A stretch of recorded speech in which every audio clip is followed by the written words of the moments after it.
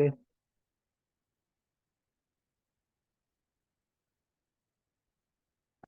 Mayong gabi, mayong adlaw, mayong hapon, mga igsoon.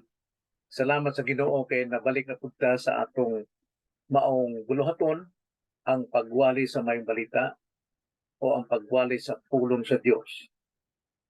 Karong gabi una may igsoon ngay kung pasaylo kaninyo nga nadugay-dugay nga wala ko makahatag og mensahe alang kanato kay tungod nagmission mi sa akong asawa sa Leyte o medyo nadugay-dugay ang among uh, pag-mission dito. So busa karong gabi una magsugod na punta diha sa maong pagpaminaw sa pulong sa Dios. Ang akong mensahe karon maigsuon nga i-share kanato may kalambigitan kini sa pakigdait sa Dios. Ang atong pakigdait, ang atong pag-reconciled, ang atong pakig-uli dito sa Dios mo ni makahatag kanato og kalinaw. Kalinaw. So, importante kayo ang kalinaw, mga igsoon. So, ang pakigdait sa Dios, ang pakig-reconcile sa matag usa bisan pa sa atong kaugalingon, pinaagi lamang sa persona o buhat ni Jesucristo. Si Jesucristo mao lamang ang paagi nga ikaw makaduol sa Dios aron sa pagpakigdait o pagig-uli sa atong relasyon kaniya. Aron makadawat kag kalinaw sa Dios. Doon natay peace with God. Doon natay peace sa atong kaugalingon o doon natay kalinaw o peace sa uban pa natong mga higala, mga tao. Tinuod bang posible ning kalinawa sa Dios kung mao kana unsaon man kini nato makabot? Na dunay duha ka puntos nga aplikasyon sa mga tigpaminaw nga kinahanglang masabtan kining maong pagtulun-an. Primero, alang sa mga dili magtotoo, dili ka mahimong malinawon kung wala si Kristo sa imong kinabuhi. Ikaduha, alang sa mga magtotoo.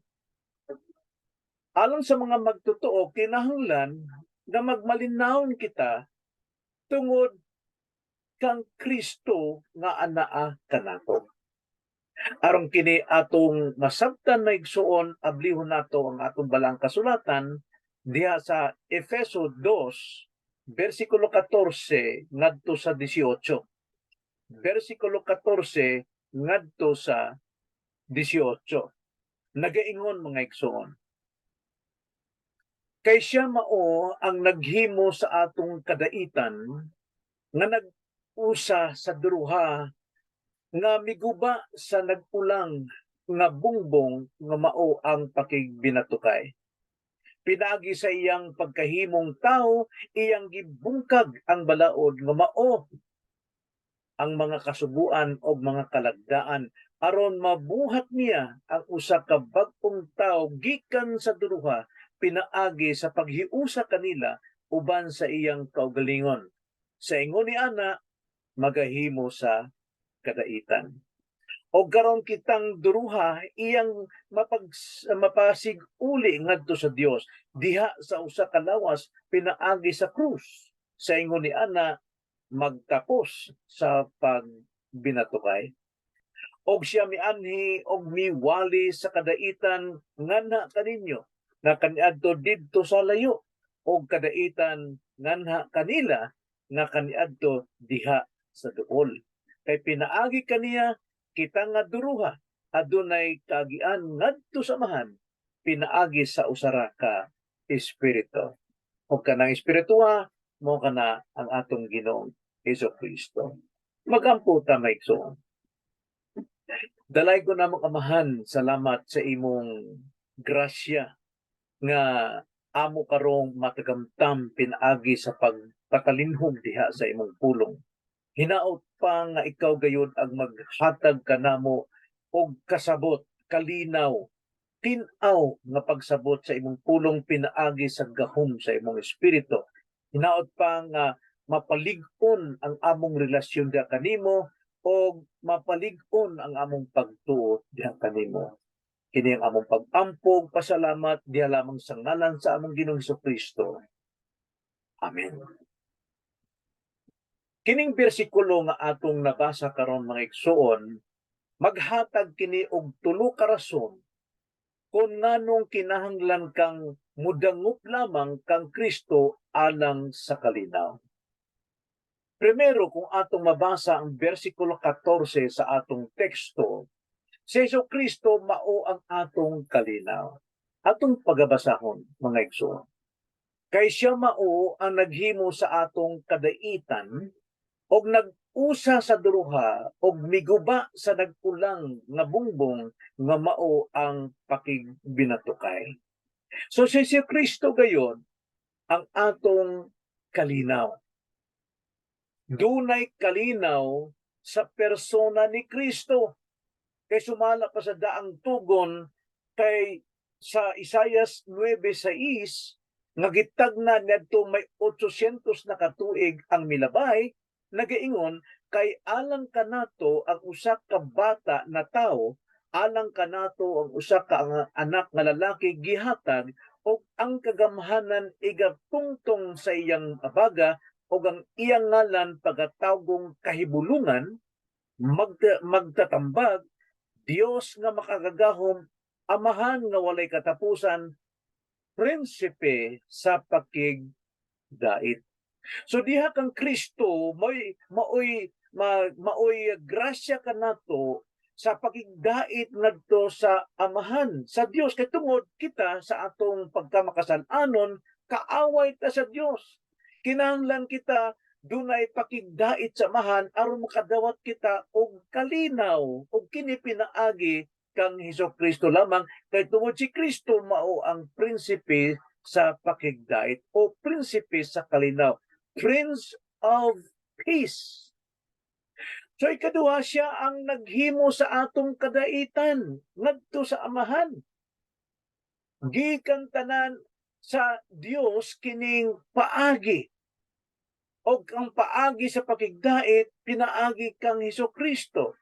Subusan nagaingon ng 2 Corintios 5:18 og kining tanan gikan sa Dios nga mao ang nagpasig-uli kanamo ngadto kaniya pinaagi kang Kristo og naghatag kanamo sa buluhaton sa pagpasig-uli.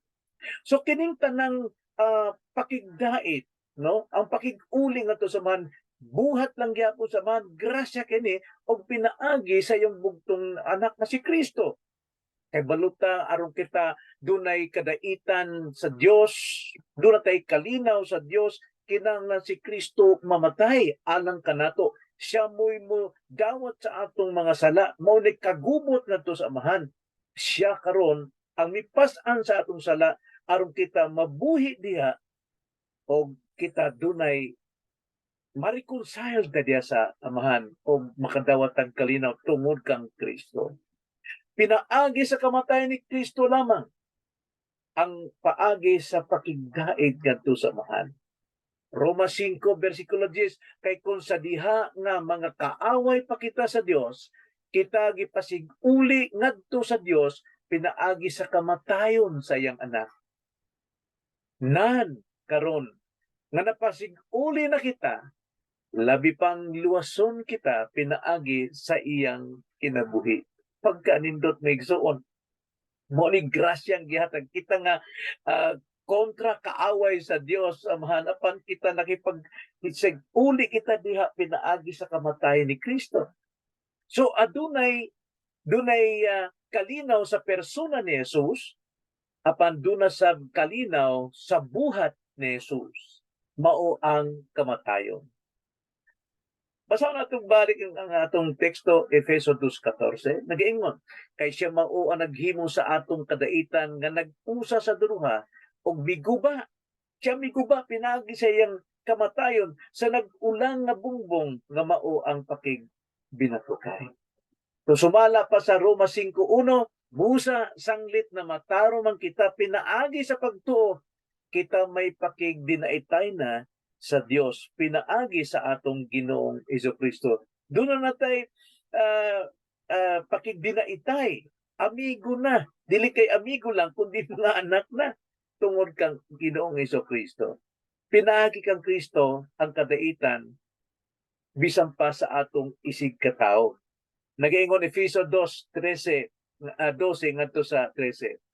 Hinumdumi ninyo nga niadtong panahona kamo walay kalabutan kang Kristo. Tanawa? Watay kalabutan kay Kristo. Kay kinsa man na may kalabutan Kristo ang mga Israel sa daang tugon.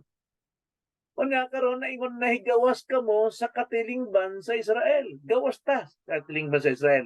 Og mga dumuluong sa mga pakigsaad, may tungod sa saad sa Dios. Og dinhi sa kalibutan kamo mga walay kalauman og usab mga walay Dios. Tiyo na? Tiyo na? Apan karon sa 13, pinaagi kang Kristo na siya mo'y naghatag kanatog pasig-uli. Kristo Jesus, kamo mga kaniadto nahilayo karon gikapahiduol na pinaagi sa dugo o kamatayon sa atong Ginoo nga si Kristo. Pagkanindot pagsuon, walay mahimo ang tao bisa pa ng tao mo interest dagkong mga relihiyon, mga datong mga pundo. Kung wala si Kristo sa iyang kinabuhi, nga si Kristo mo'y naghimo sa atong pakigdait sa Dios. Aron doon natay kalinaw sa Dios. Wala gyud hinungdan. Busa aton makita nga sa tulo ka rason nganong kinahanglan natong mudangop lamang kang Kristo alang sa atong kalinaw, kay tungod primero si Jesucristo mao ang atong kalinaw. Ikaduha, si Jesucristo naghimog kalinaw alang kanato.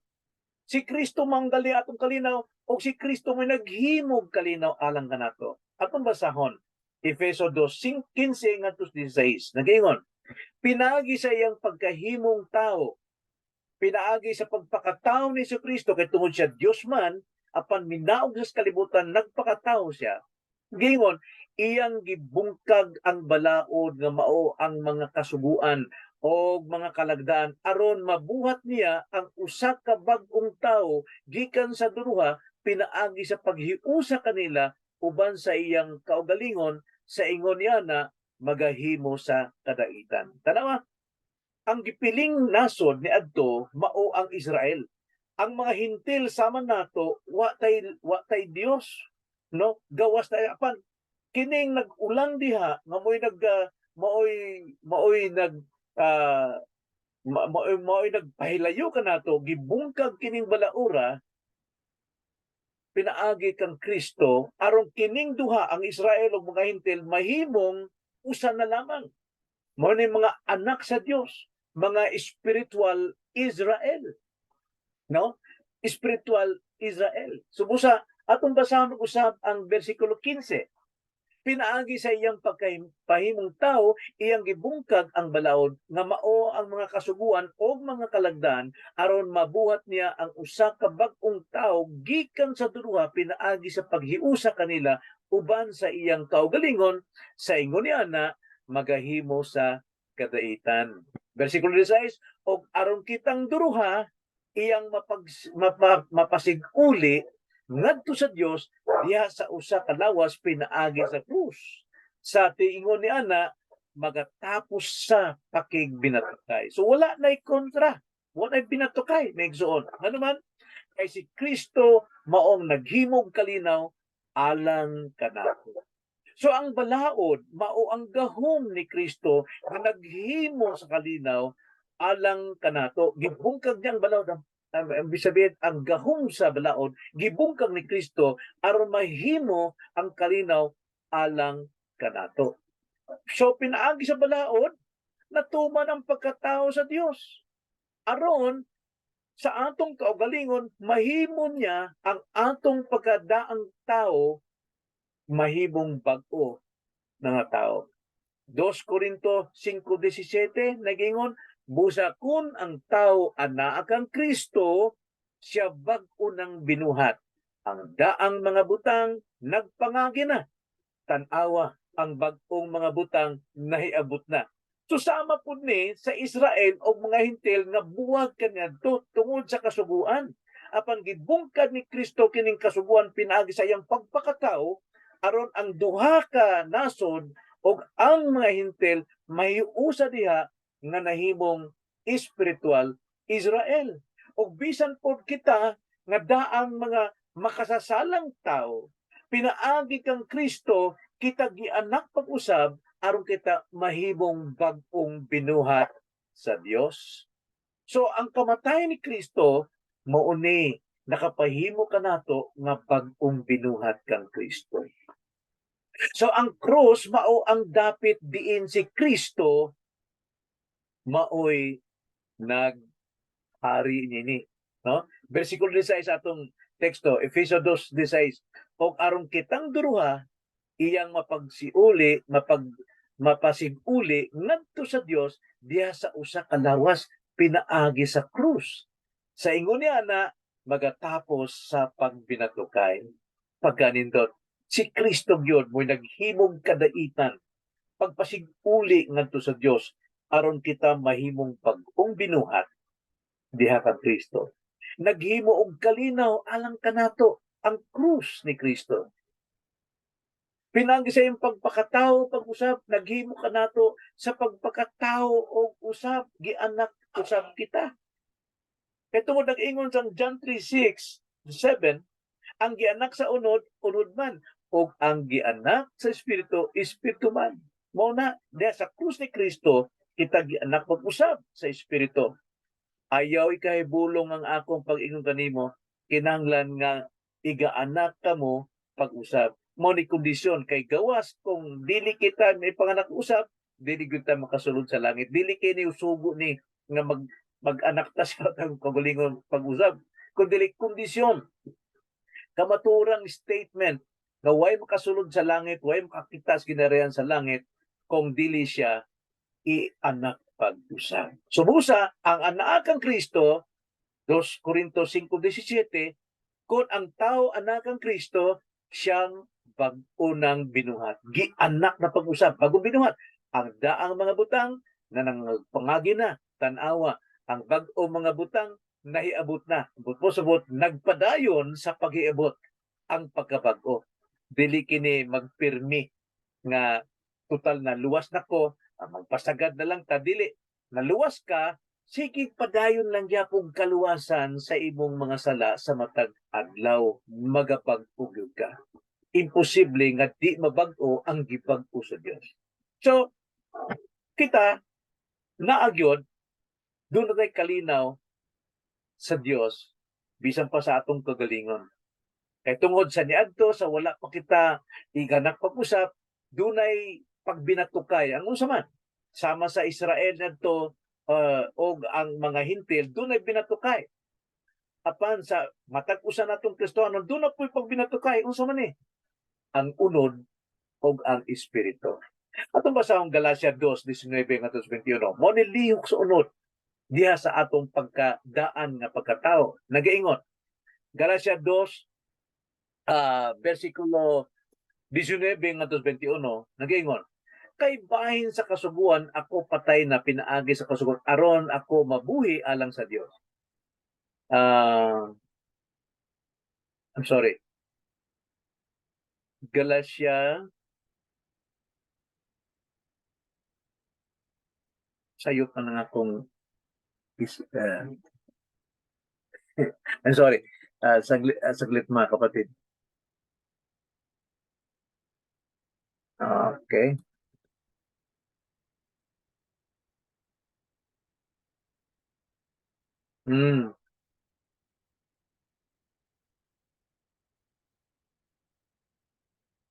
Sama sa giingon ni Pablo, Galacia 2:19-21. Versikulo 20, Nixon. Gilansang ako sa krus, uban kang Kristo, dili na ako ang nabuhi, o dili si Kristo ang nabuhi sa sulod nako. Og ang kinabuhi nga karon akong gikinabuhi sa lawas, akong gikinabuhi pinaagi sa akong pagtuo sa anak sa Dios nga nahigugma kanako og mitugyan sa iyang kaugalingon alang kanako. Wala ko pagpakyasa ang grasya sa Dios. Kay kun ang pagkamatarong pinaagi pa sa pagbantay sa kasuguan nan si Kristo namatay sa wala lang di ay ang I'm sorry, mali ang akong type bahin sa lihok sa unod may igsoon, no? Galacia 5, Galacia 5:19 ngadto 21. Mao ni ang atong daang pagkatao, mao ni nakipagpinatukay sa atong pagkatao ang unod.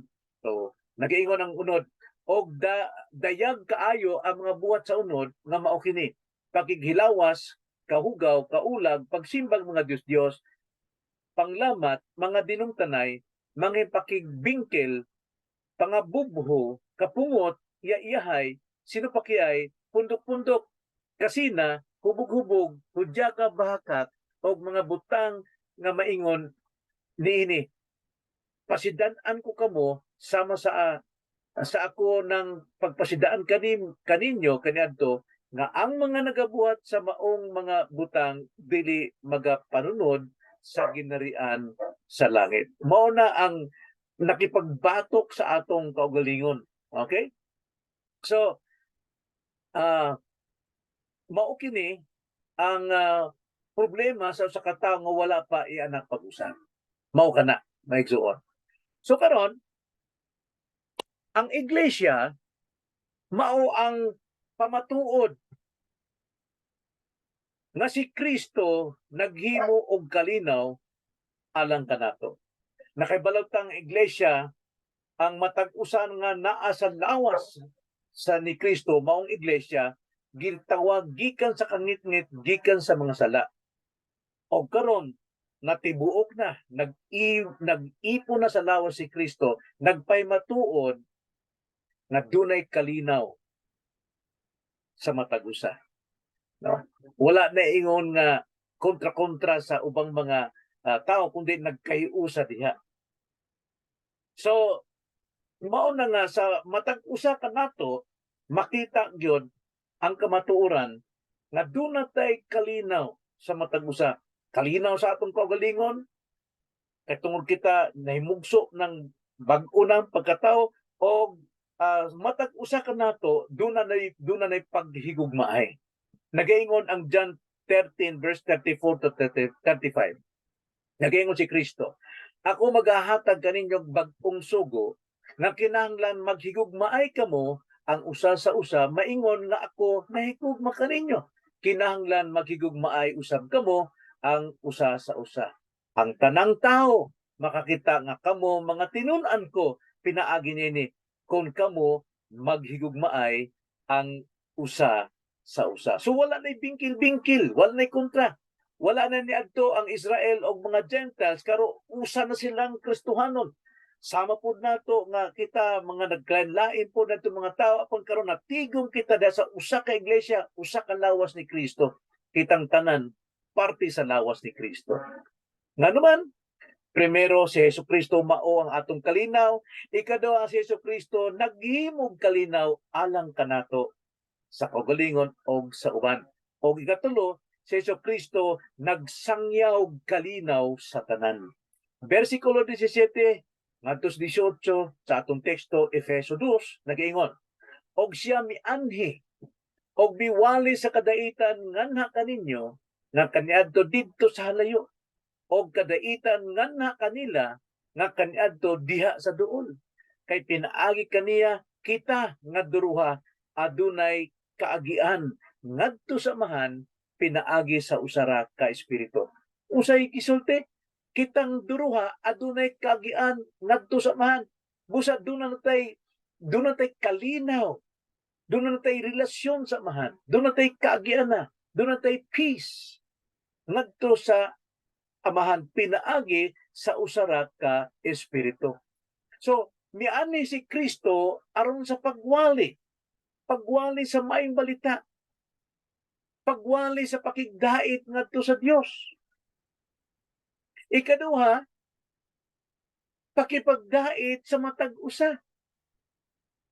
Mao na ang mensahe sa atong Ginoong Hesukristo. Ang pakigdait ngadto sa Dios o pakigdait sa matag usa. Ang mensahe sa kadaitan walay lain kundi si Hesukristo gayon. Ang prinsipe sa kalinaw, ang prinsipe sa pakigdait nga atong manluluwas, atong kaluwasan.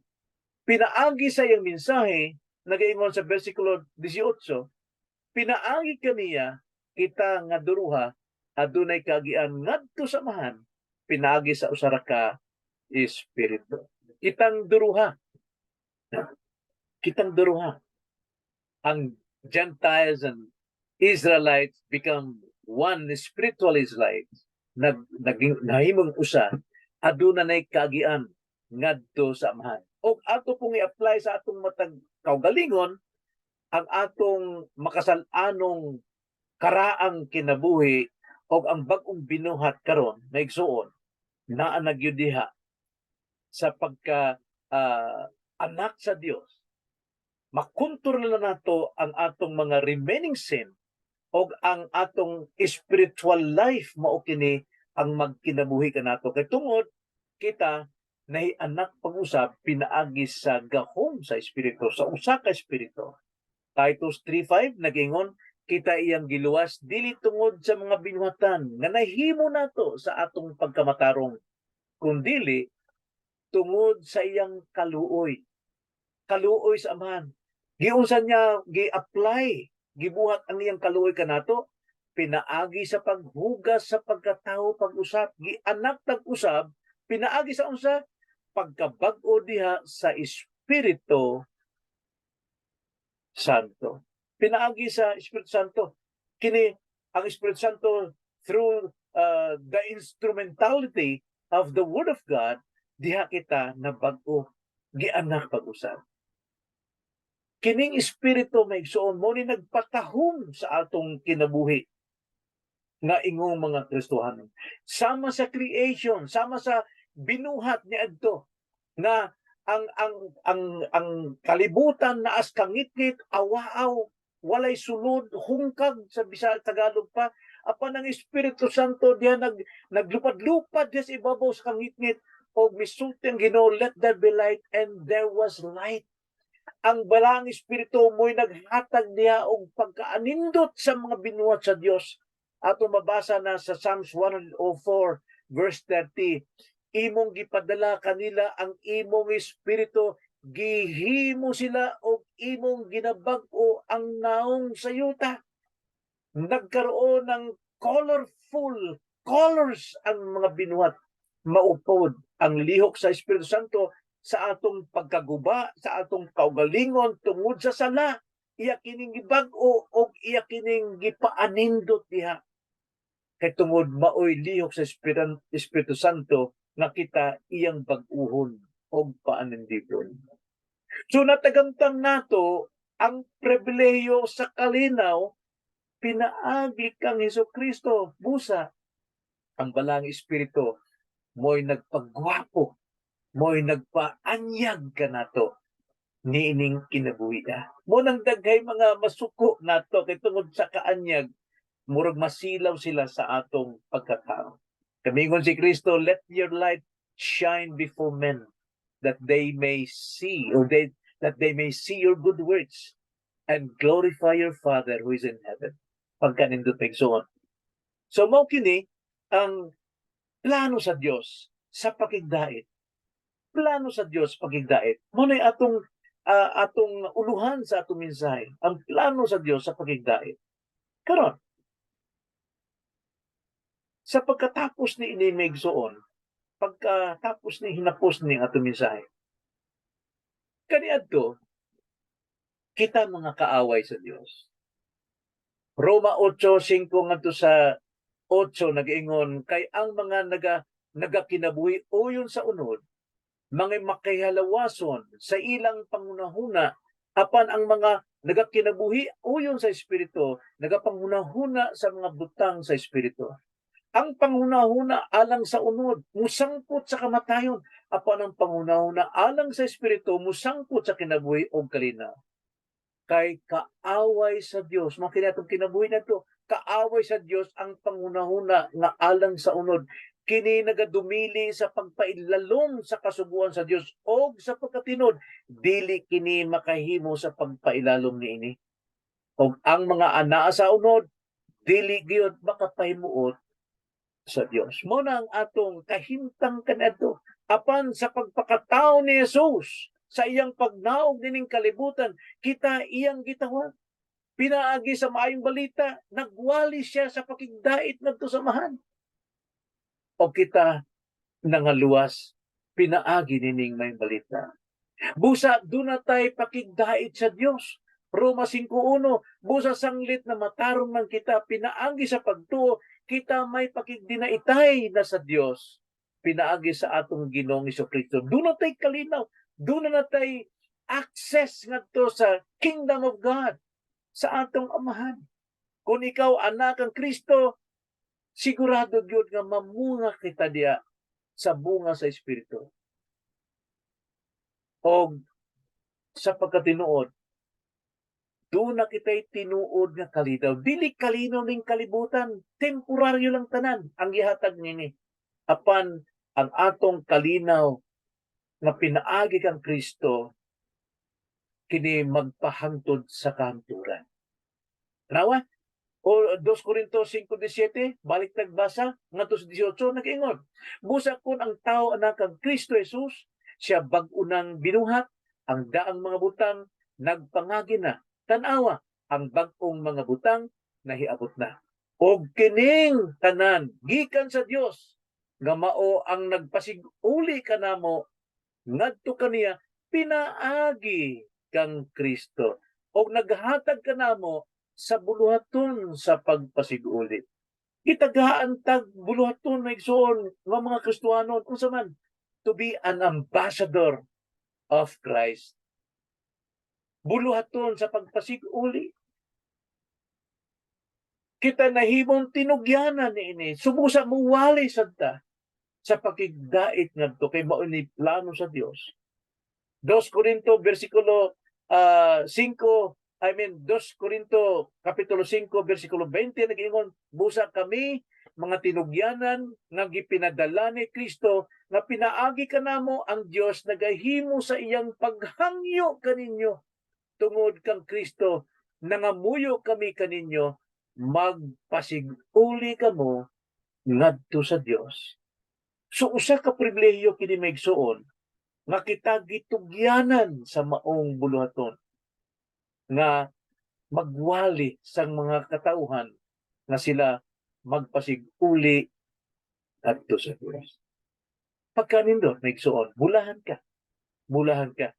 Kay tungod mao kini ang plano sa Dios sa pakigdait ang mga tao sama nimo, sama nako, dunay kalinaw sa Dios. Magampun ta maigsuon. Dalay ko na mga amahan, salamat sa imong pulong, salamat sa imong kalinaw nga imong gihatag kanamo pinaagi sa lawas ni Kristo, sa dugo ni Kristo sa krus, nga mao kini ang pakigdait, pakig sa uli kanamo aron kami makakab-ot o makadawat diha sa kalinaw nga imong ihatag kanamo, ang kalinaw muhangtod sa kahangturan. Salamat Lord, makining amo pag-ampo, diya lamang sa ngalan sa Ginoong Kristo. Amen.